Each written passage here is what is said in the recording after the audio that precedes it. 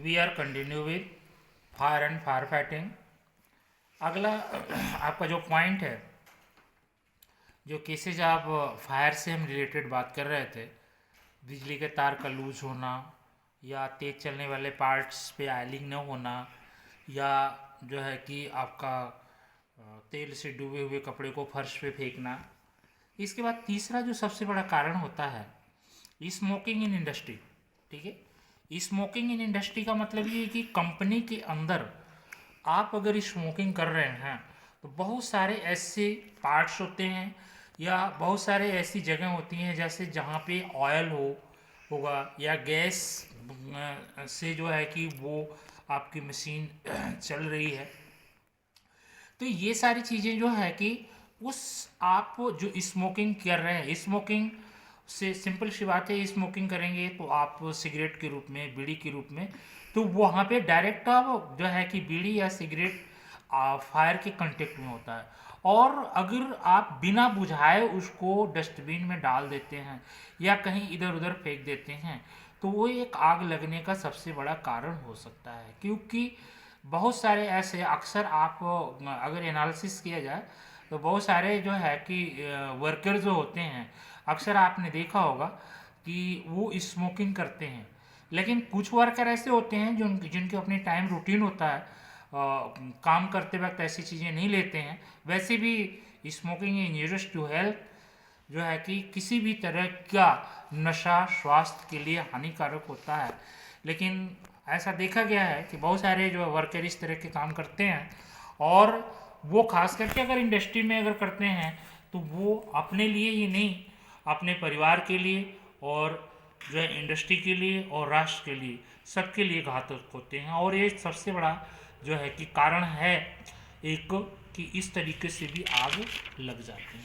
इसके बाद next point पर हम बात करेंगे आपका कि ओवरलोडिंग इन इलेक्ट्रिक वायर। कहने का मतलब ये है विद्युत तार के ऊपर आप अधिक लोड दे देते हैं। सिंपल सी बात है, आप छोटी सी हम आपको माध्यम से समझाना चाहेंगे। मान लीजिए कि यहाँ पर आप एक ड्रेन बनाए हैं, मतलब नाली बनाए हुए हैं, और इसकी जो ये नाली जो है ना, ये 5 लीटर पानी को इस तरफ से उस तरफ आराम से ले जा सकता है।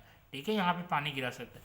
लेकिन अगर ये 50 लीटर पानी यहाँ पर इस नाली के थ्रू डालेंगे तो क्या होगा, वो ओवरफ्लो कर जाएगा, गिर जाएगा। तो कहने का मतलब ये है कि यहाँ पर ओवरलोडिंग नहीं होगी। उसी तरह से वायर होता है, पता लगा वायर की कैपेसिटी आपकी जो है कि जो है 10 एम्पियर है, 20 एम्पियर है, 50 एम्पियर है, और किलो वाट है या वाट है।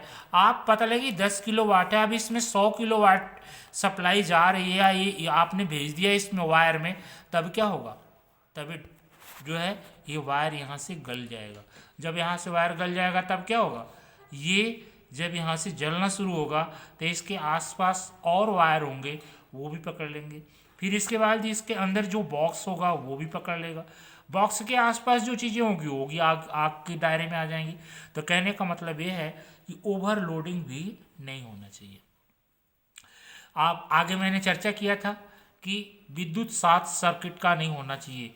जो भी आपकी वायर से रिलेटेड हैं जो है कि सर्किट्स, वो पर्टिकुलर जो इंस्ट्रक्शन है उसी के थ्रू होना चाहिए और उसी को हमें फॉलो करना चाहिए।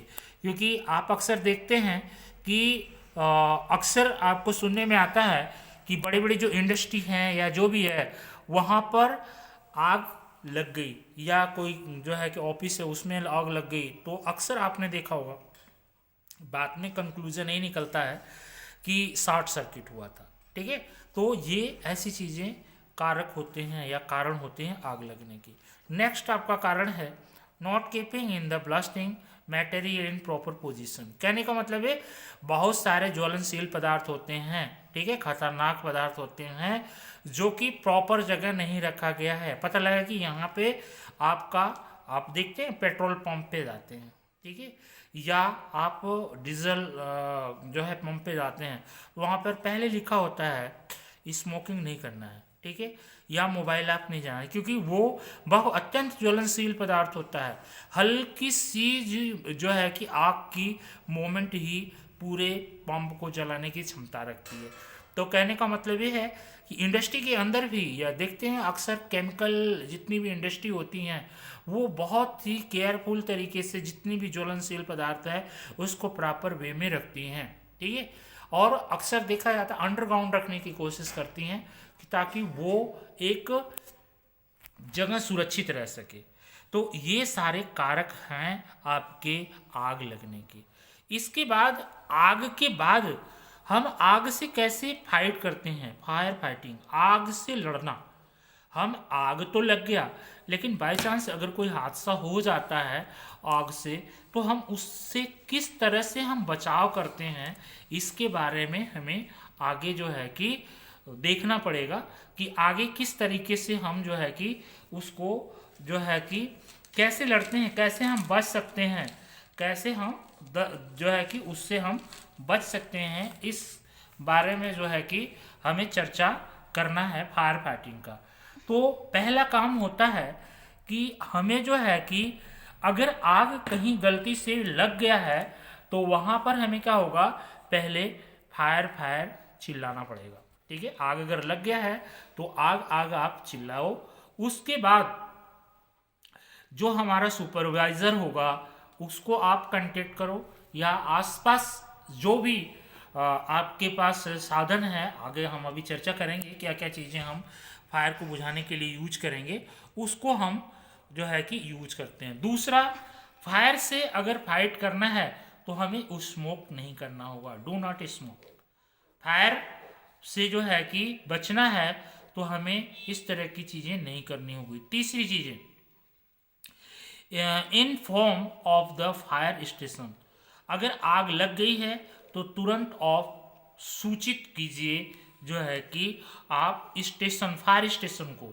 आग का जो स्टेशन हमारा होता है वो 24 आवर अलर्ट होता है, उसका इमरजेंसी नंबर होता है और उसको तुरंत आप कॉल कीजिए इमीडिएटली, जितना जल्दी हो सकता है। जैसे एम्बुलेंस होती है वैसे वो आपको हेल्प के लिए पहुंच जाएगा। इसके बाद अगर फायर फाइटिंग में cotton waste, it should be in dustbin. जो कॉटन वेस्ट होता है अक्सर मशीनें से हम मशीन के ऊपर हम काम करते हैं और जो है कि और बहुत सारे ऐसे केमिकल्स होते हैं जो कि ज्वलनशील होते हैं। तो अगर जो कॉटन वेस्ट हैं, कॉटन वेस्ट को हमेशा हमें क्या करना चाहिए, एक प्रॉपर डस्टबिन, कैप लगा होता है डस्टबिन में, उसी का हम यूज करते हैं, इधर उधर उधर हमें नहीं फेंकना चाहिए। उसके बाद अगर आग लग गई तो हमें ये भी करना है, main switch should be of, main switch को तुरंत बंद कर देना चाहिए। तो जो बिजली से अगर आग लगी हुई है तो पहला काम आपको यही करना है कि तुरंत स्विच को ऑफ कर दीजिए। इसके बाद अगर फायर से बचना है तो डू नॉट पुट वाटर, ठीक है। आप बिजली से आग लगा हुआ है तो उसके ऊपर पानी नहीं फेंक सकते हैं, ठीक है। On fire due to oil, ठीक है। अगर किसी तरीके से आग के ऊपर तेल नहीं जाना चाहिए और अगर बिजली से आग लगी है तो उसके ऊपर पानी नहीं फेंकना चाहिए।